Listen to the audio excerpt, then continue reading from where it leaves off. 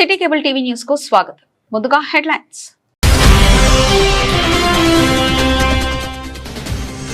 రాజన్న సిరిసిల్ల జిల్లా కేంద్రంలోని police parade ground లో ఎగిరిన ముప్పనెల జెండా, ఘనంగా 80వ స్వాతంత్ర దినోత్సవ వేడుకలు, అలరించిన విద్యార్థుల నృత్యాలు, వివిధ వృత్తుల శకటాలు.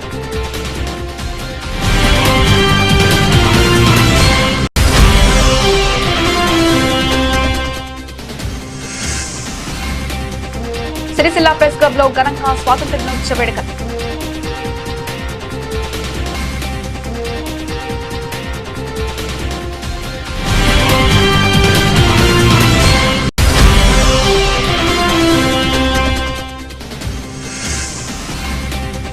తెలంగాణ ఆల్ సీనియర్ సిటిజన్స్ ఆధ్వర్యంలో జెండా పండుగ సంబరాలు.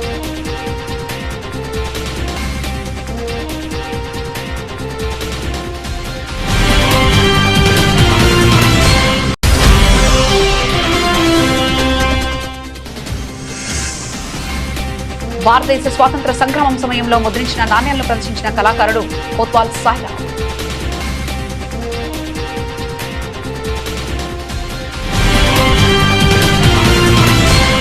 దేశ స్వాతంత్ర దినోత్సవ వేడుకలు ఈ రోజు ఘనంగా నిర్వహించారు.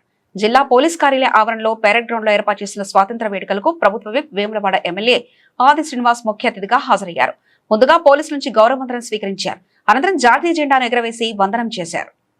ప్రభుత్వ అభివృద్ధి సంక్షేమ పథకాల వివరాలను ప్రభుత్వ విప్ వేములవాడ ఎమ్మెల్యే ఆది శ్రీనివాస్ వెల్లడించారు. అనంతరం విద్యార్థుల సాంస్కృతిక కార్యక్రమాలు అలరించాయి. ఉత్తమ సేవలు అందించిన వివిధ శాఖల అధికారులు, పోలీస్, మున్సిపల్, గ్రామ పంచాయతీ సిబ్బందికి ప్రభుత్వ విప్ వేములవాడ ఎమ్మెల్యే ఆది శ్రీనివాస్, జిల్లా collector Garima Agarwal, SP Mahesh B Geete తదితరులు ప్రశంసా పత్రాలు పంపిణీ చేశారు. ఉత్తమ ప్రతిభ చూపిన విద్యార్థులకు అభినందించారు. వ్యవసాయ శాఖ, ఉద్యానవన శాఖ, చేనేత జౌలీ శాఖ, మత్స్యశాఖ, వైద్య ఆరోగ్య శాఖ, పశుసంవర్ధక శాఖ, గ్రామ అభివృద్ధి శాఖ, అగ్నిమాపక శాఖ, ఆర్టీసీ గృహ నిర్మాణ శాఖ, జిల్లా సంక్షేమ శాఖ, పౌర సరఫరాల శాఖ, సర్వే అండ్ రెవెన్యూ శాఖ, సిరిసిల్ల, వేములవాడ మున్సిపాలిటీల పనులు, వివరాల పథకాలతో రూపొందించిన శకటాలు ప్రదర్శించారు. అలాగే గ్రామీణ అభివృద్ధి శాఖ, వ్యవసాయ, ఉద్యానవన, పోలీస్ శాఖ, 17వ బెటాలియన్, అటవీ శాఖ, లీడ్ బ్యాంక్ తదితర శాఖల ఆధ్వర్యంలో ఏర్పాటు చేసిన స్టాళ్లను ప్రభుత్వ విప్ వేములవాడ ఎమ్మెల్యే ఆది శ్రీనివాస్, జిల్లా collector Garima Agarwal, SP Mahesh B Geete, అదనపు కలెక్టర్ గడ్డం నగసరితలతో కలిసి పరిశీలించారు. వాటి వివరాలు అడిగి తెలుసుకున్నారు. ఉత్తమ ప్రతిభ చూపిన విద్యార్థులకు మంచి శకటాలకు ప్రథమ, ద్వితీయ, తృతీయ బహుమతులు, నగదు అందజేసి అభినందించారు. శ్రీనిధి ద్వారా జిల్లాలోని మహిళా సంఘాల సభ్యులకు ఈ స్కూటీ, ఈ ఆటోలను ప్రభుత్వ విప్ వేములవాడ ఎమ్మెల్యే, జిల్లా కలెక్టర్ ఎస్పీ అతిథులతో కలిసి పంపిణీ చేశారు. 855 మహిళా సంఘాలకు బ్యాంకు రుణాలు, 100 కోట్ల 12 లక్షల, అలాగే 847 సంఘాలకు శ్రీనిధి 20 కోట్ల 66 లక్షల రుణాలు పంపిణీ చేశారు. ఈ కార్యక్రమంలో సిరిసిల్ల వేములవాడ మున్సిపల్ చైర్మన్ జిందంకల పులకం రాజు, జిల్లా గ్రంథాలయ సంస్థ చైర్మన్ నాగుల సత్యనారాయణ గౌడ్, జిల్లా రెవెన్యూ అధికారి జయశ్రీ, సిరిసిల్ల వేములవాడ ఆర్డీఓలు శ్రీధరబాబు, కేఎస్బి కుమారి, డిఆర్డీఓ లక్ష్మీనారాయణ, జిల్లా ప్రణాళిక అధికారి పిబి శ్రీనివాసాచారి, జిల్లా సంక్షేమ శాఖ అధికారి లక్ష్మీరాజ్యం, ఏవో రామరెడ్డి, సిరిసిల్ల తహసీల్దార్ మహేష్ కుమార్, వివిధ శాఖల అధికారులు, సిబ్బంది తదితరులు పాల్గొన్నారు. భారతదేశ స్వాతంత్ర దినోత్సవ వేడుకల్లో పాల్గొని విచ్చేసిన ప్రజలకు, ప్రజాప్రతినిధులకు, జిల్లా అధికారులకు, సిబ్బందికి, విద్యార్థులకు, ప్రింట్ అండ్ ఎలక్ట్రానిక్ మీడియా మిత్రులకు నా హృదయపూర్వక శుభాకాంక్షలు తెలియజేస్తా ఉన్నాను. దేశానికి స్వాతంత్రం వచ్చి నేటిలో 79 పూర్తి చేసుకుని 80 వసంతులు గడిపెడుతున్న సందర్భంగా స్వాతంత్ర దినోత్సవ శుభాకాంక్షలు. దేశ స్వాతంత్ర పోరాటంలో వస్తువులు పాల్చిన అమరవీరులందరికీ ఘనంగా నివాళులర్పిస్తున్నాను. ప్రజా ప్రయోజన ధ్యేయంగా పూర్తి పారదర్శకత, జవాబుదారితనంతో రాష్ట్రంలో ప్రజాప్రభుత్వం ప్రజాపాలన కొనసాగిస్తున్నది.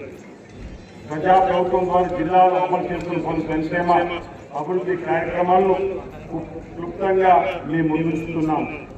శరవేగంగా రాజన్న ఆలయ విస్తరణ అభివృద్ధి, దక్షిణ కాశీ క్షేత్రంగా ఖ్యాతిగాంచిన వేములవాడ శ్రీ రాజలక్ష్మి ఆలయ విస్తరణ అభివృద్ధి పనులు శరవేగంగా సాగుతున్నాయి. Vemulawada temple area development authority ఇప్పటిదాకా 390 కోట్ల రూపాయలు మంజూరయ్యాయి. 3వ ఫేజ్ ఉన్నప్పటికీ రాజన్న ఆలయం వరకు 47 కోట్ల 80 లక్షల రూపాయలు చేపట్టిన రోడ్డు విస్తరణ పనులు చేరుకున్నాయి. రాజన్న ఆలయ విస్తరణ అభివృద్ధి, నిత్యాన్నదాన సత్రం నిర్మాణ పనులు 111 కోట్ల 20 లక్షలతో చేపట్టగా వివిధ దశల్లో పురోగతులు ఉన్నాయి. ఇటీవలే రాష్ట్ర ప్రభుత్వం 99 కోట్ల 40 లక్షల రూపాయలు అదనంగా మంజూరు చేసింది. 12 కోట్ల రూపాయలతో చేపట్టిన గుడి చెరువు బంద్ పార్కును ఇటీవలనే ప్రారంభించడం జరిగింది. 40 అడుగుల ఆదిశివుని విగ్రహం ఆధ్యాత్మిక వైభవాన్ని చాటుతుంది. ప్రతి పోచం ఆలయ పళ్ళు తుది దశకు చేరుతున్నాయి. గుడి చెరువులో బోటింగ్ కోసం 1,40,00,000 మంజూరు కాగా టెండర్ ప్రక్రియ చేరుకుంది. నాంపల్లి గుట్టపై ఇండియన్ ఎయిర్ ఫోర్స్ సహకారంతో ఎయిర్ క్రాఫ్ట్ ఏర్పాటు చేసే పనులు జరుగుతున్నాయి. రాజన్న ఆలయ కోశాల నిర్మాణానికి వేమూరు మండలం 40 ఎకరాల భూమిని కేటాయించడం జరిగింది. భీమేశ్వర ఆలయం 6 కోట్ల రూపాయలతో భక్తుల సౌకర్యార్థం అభివృద్ధి పనులు చేయడం జరిగింది. వస్త్ర పరిశ్రమ కార్మికులకు ఉపాధి భరోసా. జిల్లాలోని వస్త్ర పరిశ్రమ కార్మికులు అనుబంధ రంగాల కార్మికులకు ప్రజా ప్రభుత్వం చేసిన పని కల్పించడంతో పాటు భరోసా కల్పించిన చర్యలు తీసుకుంటూ ముందుకు సాగుతున్నాం. రాష్ట్రంలోని మహిళలకు కానుకగా పంపిణీ చేసేందుకు 6,80,00,000 మీటర్ల ఇందిరా మహిళా శక్తి వస్త్రోత్పత్తి ఆర్డర్ సిరిసిల్ల మరమగ్గాలకు 2025లో కేటాయించడం జరిగింది. ఈ సంవత్సరం ఇందిరా మహిళా శక్తి చీరల వస్త్రోత్పత్తి ఆర్డర్ మొదటి విడతగా 4,70,00,000 మీటర్ల ఆర్డర్ రాజన్న సిరిసిల్ల జిల్లాలోని 133 మ్యాక్స్ రంగాలకు కేటాయించడం జరిగింది. దీనివల్ల 6,000 మంది కార్మికులకు ఉపాధి కలుగుతుంది. స్కూల్ యూనిఫామ్ కోసం 30,31,000 మీటర్ల వస్త్రాన్ని సెంటర్ ద్వారా కొనుగోలు చేయడం జరిగింది.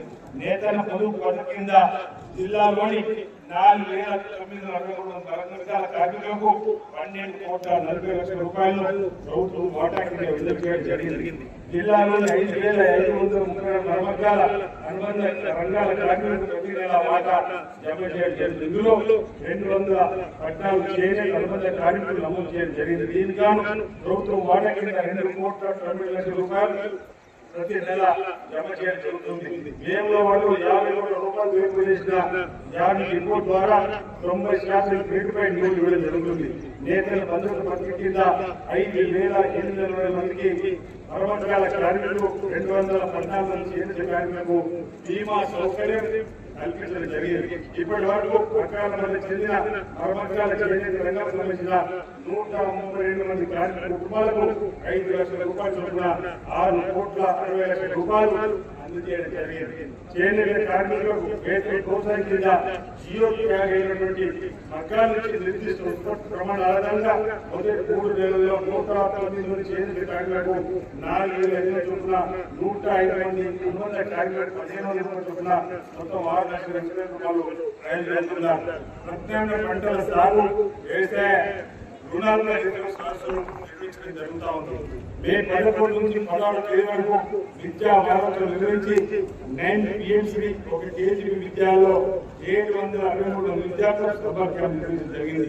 నియోజకవర్గ స్థాయిలో సర్పంచులకు, మున్సిపల్ కౌన్సిలర్లకు పాఠశాల విద్యా కార్యక్రమాలపై సమావేశాలను, గ్రంథాలయ దినోత్సవం, విద్యా ఉద్యోగ కార్యక్రమం నిర్వహించి 10వ తరగతి ఇంటర్మీడియట్ ఉత్తమ ప్రతిభ కనబరిచిన విద్యార్థులకు నగదు ప్రోత్సాహం అందజేయడం జరిగింది. మే 18 నుండి 23 తేదీ వరకు యువజన క్రీడలు పర్యాటక వారోత్సవంలో భాగంగా విద్యతో పాటు కళలు, క్రీడలకు ప్రాముఖ్యత తెలియజేసి యువతలో నైపుణ్యాభివృద్ధి అవగాహన సంస్థ నిర్వహించడం జరిగింది. 24 కంపెనీలతో నిర్వహించిన జాబ్ మేళాలో 350 ఆన్లైన్ రిజిస్ట్రేషన్ చేసుకోగా 31 మందికి వెంటనే నియామకులకు కూడా అందించడం జరిగింది. మే 20 నుండి 30 తేదీ వరకు మహిళా సంక్షేమ వారోత్సవాలు నిర్వహించి 113 గ్రామాల్లో ఇందిరా మహిళా శక్తి భవన నిర్మాణ శ్రీకారం చుట్టగా నిర్మాణాలు వివిధ దశలో పురోగతి ఉన్నాయి. 13 అంగన్వాడీ కేంద్రాలు ప్రారంభించడం జరిగింది. సిరిసిల్ల ప్రెస్ క్లబ్ ఆధ్వర్యంలో స్వాతంత్ర దినోత్సవ వేడుకలు కన్నుల పండుగగా నిర్వహించారు. ప్రెస్ క్లబ్ అధ్యక్షులు ఆకుల జయంత్ కుమార్ జాతీయ జెండా ఎగరవేసి గౌరవవందనం చేశారు. ఎంతో మంది త్యాగదనుల పుణ్యఫలమే భారతదేశ స్వాతంత్రమని ప్రెస్ క్లబ్ అధ్యక్షులు ఆకుల జయంత్ కుమార్ అన్నారు. 80 ఏళ్ల స్వాతంత్ర దేశంలో దేశం కోసం పరితపించే దేశభక్తులు ఎందరో ఉన్నారని, ప్రపంచ పటంలో భారతావని కీర్తిని పెంపొందించే విధంగా నేటి యువతరం కృషి చేయడం అభినందనీయమని కొనియాడారు. ఈ కార్యక్రమంలో సీనియర్ జర్నలిస్టులు కరణాల భద్రాచలం, తడుక విశ్వనాథం, టీవీ నారాయణ, ఉరడి మల్లికార్జున్, కాంబోజు ముత్యం, బాలు, ఎలక్ట్రికల్ ప్రింట్ మీడియా జర్నలిస్టులు, యూట్యూబర్స్ పాల్గొన్నారు.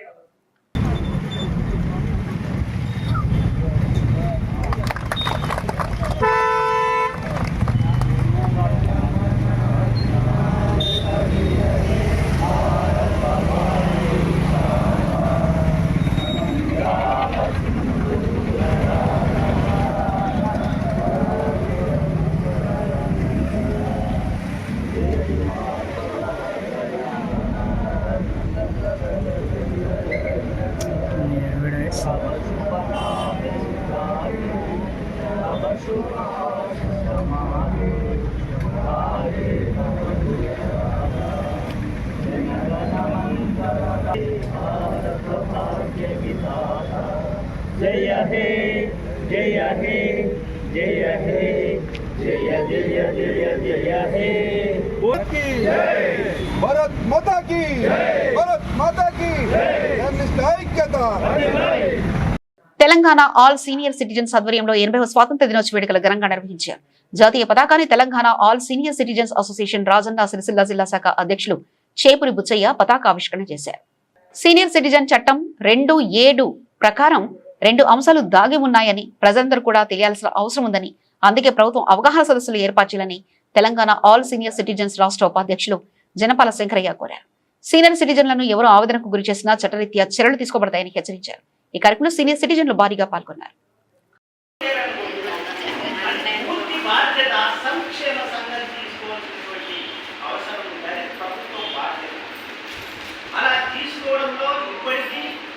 మన దగ్గర ప్రయత్నం చేస్తే ఒక 2 వచ్చాయి. ఒకటి ఎల్లారెడ్డిపేట్, ఒకటి బద్దెలపల్లిలో వయోవృద్ధుల ఆశ్రమాన్ని ఏర్పాటు చేయడం జరిగింది. ప్రైవేట్ కాదు, ప్రభుత్వ పరంగా, అంటే అన్ని వసతులు కల్పించి. అప్పటి నుంచి ఈ రెండింటిలో కూడా ఆటలు పాటలు ఆడుకోవడానికి తిండి భోజనం అన్నీ కూడా ఉచితంగానే ఉంటాయి. పూర్తి ఎవరు లేని వాళ్ళు మనం కూడా తీసుకుపోయి దాంట్లో జైన్ చేసుకుంటాం.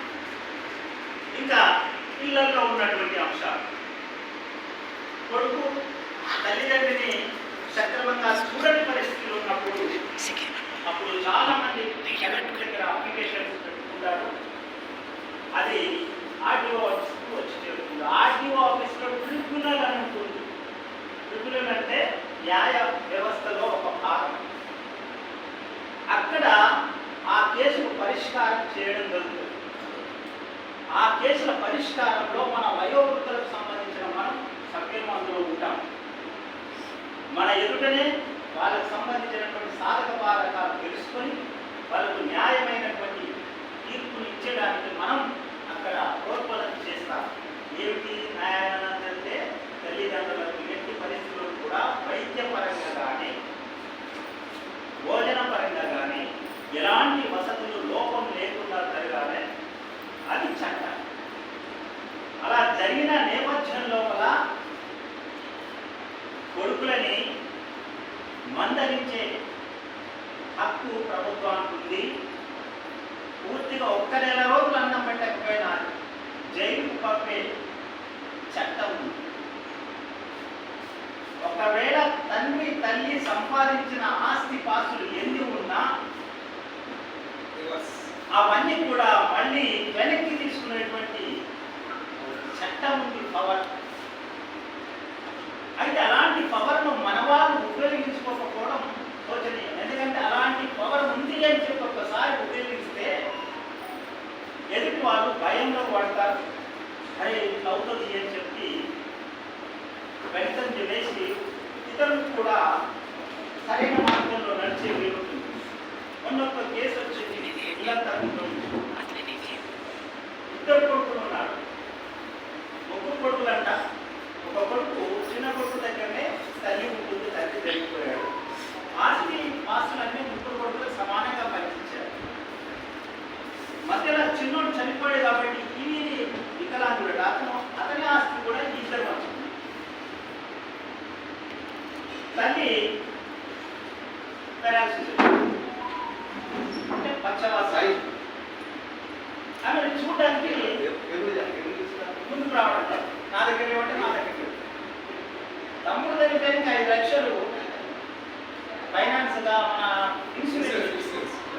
ఇన్సూరెన్స్ కూడా పంచుకున్నాం.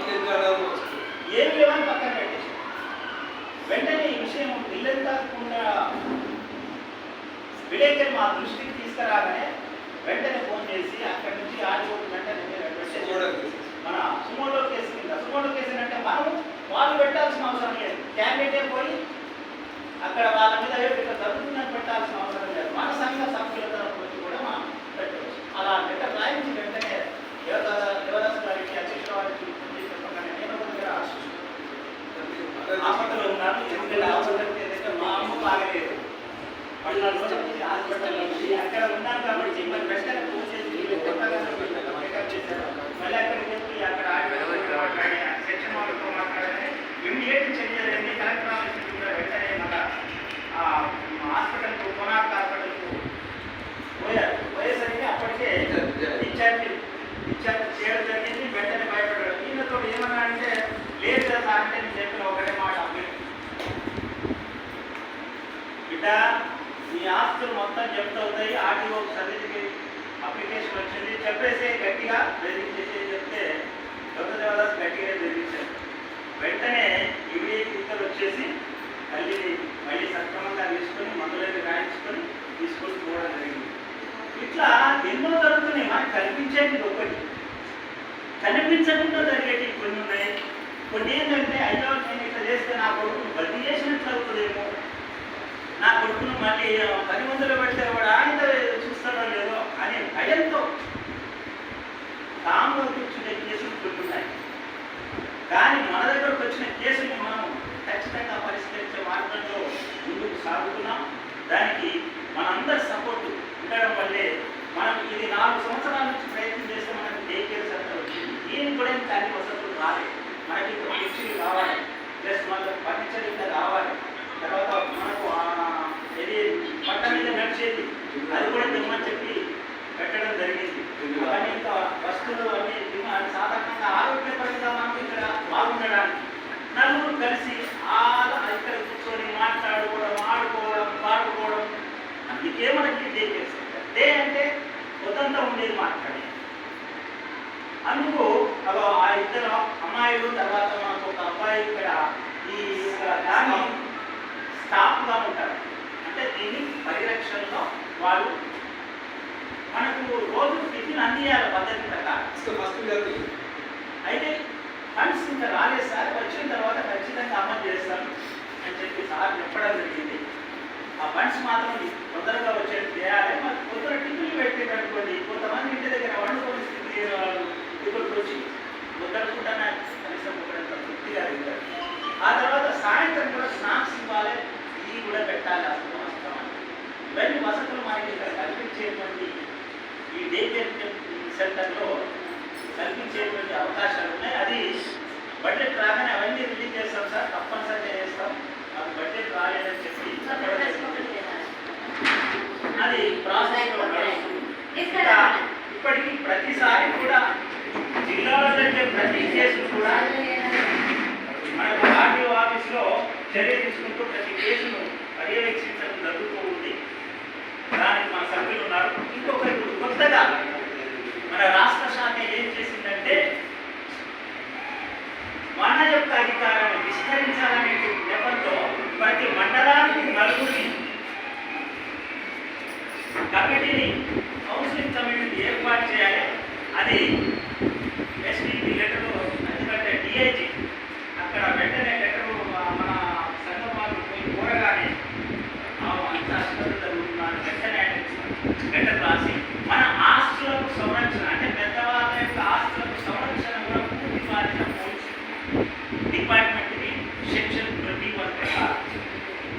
సెక్షన్ 23 ప్రకారం మొత్తం ఆస్తిని మనం జప్తు చేసుకోవచ్చు. అంటే తండ్రి పిల్లల దగ్గర నుంచి కూడా ఇచ్చిన ఆస్తిని కూడా తీసుకునేటువంటి హక్కు ఉంది. ఎందుకంటే అతను సక్రమంగా చూడనట్లయితే ఇవన్నీ కూడా నడవాలంటే, చట్టపరంగా నడవాలంటే అడిగే వాళ్ళు కాదు, ప్రశ్నించే వాళ్ళు కాదు. ప్రశ్నించే వాళ్ళు లేకపోతే అది అట్లే పడుతుంటుంది, మనం ఇట్లే పడుతుంది. అందుకే ప్రశ్నించే తత్వం మనం తెలుసుకొని ప్రతిదాన్ని కూడా ప్రభుత్వం నుంచి ఏం రావాలి, మన పిల్లల నుంచి కూడా మనం ఏం పొందాలి అంటే ఇప్పుడు చట్టపరంగానే, చట్ట వ్యతిరేకంగా కాదు. సీనియర్ సిటిజన్లకు ఏ అవకాశాలు లేవు. కొత్త ఛార్జీలు కూడా పెట్టాము, ట్రైన్ ఛార్జీలు కూడా పెట్టడం జరిగింది. వాటిని కూడా అలాగే ఇప్పుడు ఒక సీట్ మాత్రం కేటాయిస్తున్నాం. ఆ సీటే కాదు, ట్రైన్ బుక్ చేసుకుంటే కూడా అప్పర్ కాకుండా లోయర్ సీట్ ఇవ్వడానికి సీనియర్ సిటిజన్ ప్రభుత్వం నడిపిస్తుంది. అది కాదు ఇంకా తగ్గించాలని, రేటు కూడా తగ్గించాలని కూడా పెట్టడం జరిగింది. అవన్నీ రాజన్న సిరిసిల్ల జిల్లా కేంద్రానికి చెందిన కోత్వాల్ సాయిరాం భారతదేశంపై మక్కువతో నాణ్యాల సేకరణ ఒక హాబీగా పెట్టుకున్నారు. దేశానికి స్వాతంత్ర్యం వచ్చి 80 ఏళ్లు గడిచిన సందర్భంగా అప్పుడు ప్రభుత్వం ముద్రించిన నాణ్యాన్ని ప్రదర్శించారు. సిరిసిల్ల పట్టణానికి చెందిన కోత్వాల్ సాయిరాం నాయి బ్రాహ్మణ పని చేసుకుంటూ జీవనోపాధి పొందుతున్నాడు. భారతదేశ స్వాతంత్రానికి పూర్వం, స్వాతంత్ర్యం తర్వాత చలామణిలో ఉన్న నాణ్యాలను అనేకం సేకరించాడు. మన భారతదేశానికి స్వాతంత్ర్యం సిద్ధించిన నాటి 1947 స్వాతంత్ర్యం ఆగస్టు 15 నాటి అపురూపమైన ₹1 వెండి నాణ్యాన్ని సేకరించి నేడు మన భారతావని 80 సంవత్సరాల స్వాతంత్ర దినోత్సవం జరుపుకుంటున్న శుభ సందర్భంగా ప్రదర్శించడం ద్వారా వారసత్వ సంపదను దేశ ప్రజలకు తెలియజేయడం ఎంతో సంతోషంగా ఉందని పేర్కొన్నారు. నమస్కారం, నా పేరు కోత్వాల్ సాయిరాం, మాది రాజన్న సిరిసిల్ల జిల్లా. నా చేతిలో ఉన్నది కేవలం ఒక నాణం కాదు. అది 1947 ఆగస్టు 15న మన భారతమాత స్వేచ్ఛావాయులు పిలుచుకున్నప్పుడు నడిరాత్రి వినిపించిన వందే మాతర నినాదాలకు సజీవంగా నిలిచిన ఏకైక సాక్షి ఈ నాణం. ఈ నాణ్యాన్ని నేను తాకినప్పుడల్లా నా తాతల త్యాగాలు, నెత్తుడు సింధూరం, మన స్వేచ్ఛాస్వరం నా నరనరాల్లో ప్రవహిస్తున్నది. ఇది నా ఆస్తి కాదు, ప్రతి భారతీయుడు గర్వంగా చెప్పుకునే మన దేశ వారసత్వ సంపద. జై భారత్ మాతాకి జై హింద్. బులెటిన్ ముగించే ముందు హెడ్లైన్స్ మరోసారి చూద్దాం. రాజన్న సిరిసిల్ల జిల్లా కేంద్రంలోని పోలీస్ పరేడ్ గ్రౌండ్ లో ఎగిరిన మువ్వనెల జెండా, ఘనంగా 80వ స్వాతంత్ర దినోత్సవ వేడుకలు, అలరించిన విద్యార్థుల నృత్యాలు, వివిధ వృత్తుల శకటాలు.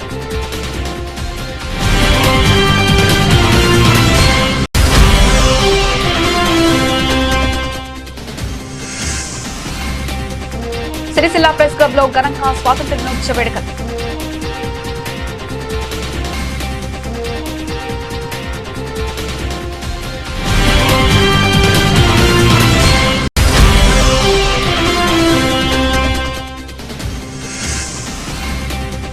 తెలంగాణ ఆల్ సీనియర్ సిటిజన్స్ ఆధ్వర్యంలో జెండా పండుగ సంబరాలు.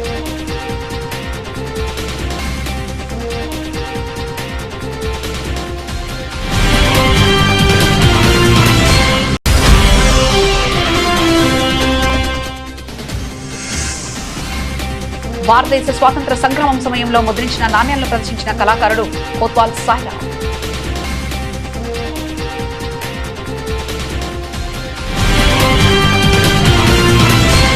ఇవి ఇప్పటివరకున్న అప్డేట్స్. మరో బులెటిన్లో మళ్ళీ కలుసుకుందాం.